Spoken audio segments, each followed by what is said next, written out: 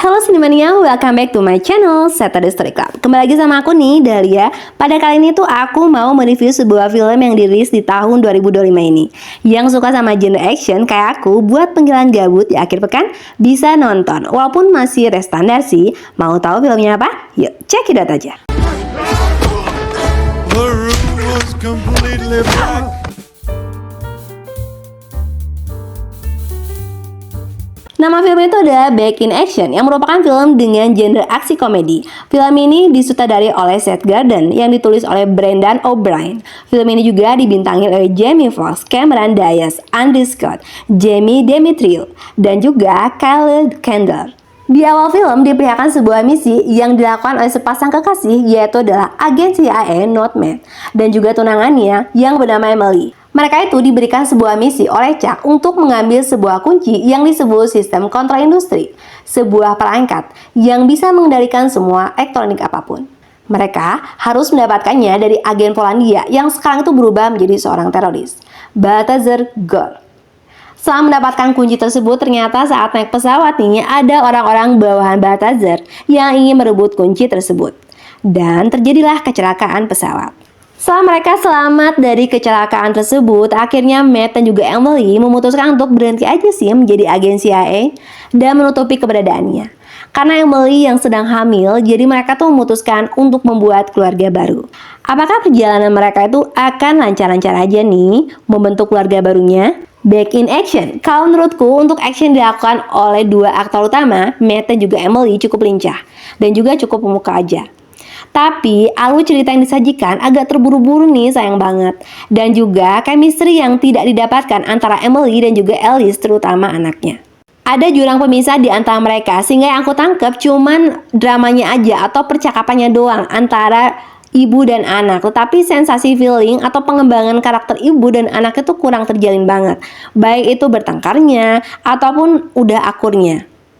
Apalagi itu pas bagian akhir si Alice itu mengajak nonton bareng sama ibunya. Terkesan harunya itu dibuat agak nggak natural aja. Terus ada keanehan yang menurutku kurang dapet. Saat Matt dan Emily itu memutuskan berhenti nih menjadi agen CIA sampai belasan tahun kemudian mereka tuh memiliki anak remaja. Kok penampilannya itu sama aja sih, nggak ada perubahan. Padahal menceritakan belasan tahun lalu loh. Bagusnya sih dibedain ibarat pas zaman mudanya dan juga zaman udah pas jadi orang tua. Back in Action, film yang berdurasi selama 114 menit ini kalau buat hiburan dengan action itu sih dapat. Adegan aksi yang paling aku suka adalah terjadi kecelakaan di pesawat di mana Matt dan Emily survive untuk melawan para teroris. Dan CGI saat pesawat jatuh cukup menghibur aja.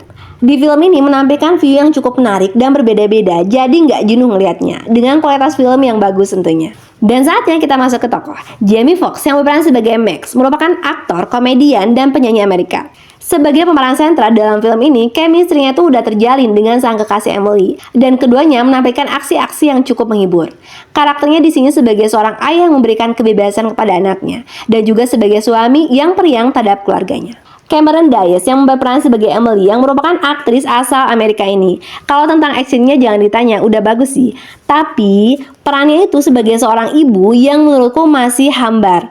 Tangisnya itu kerasa hambar, ekspresinya juga kayak gitu. Gak menyentuh sih sebagai seorang ibu yang khawatir gitu sama anaknya yang beranjak usia dewasa. Kekhawatiran itu nggak ke transfer aja, apalagi film ini tuh lebih banyak menceritakan keluarga. Jadi ada jurang pemisah nih antara Emily dan juga anak-anaknya. Dan sang tokoh film yang muncul di pertengahan sebagai plot twist yang nggak disangka itu adalah Chuck yang dimainkan oleh Kyle Chandler yang merupakan teman lama dari Emily dan juga Matt.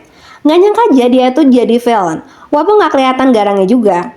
Dan dengan kata lain, sosok villainnya itu masih kurang terlihat strong. Jadi ya mungkin karena tema filmnya itu masuk komedi kali ya.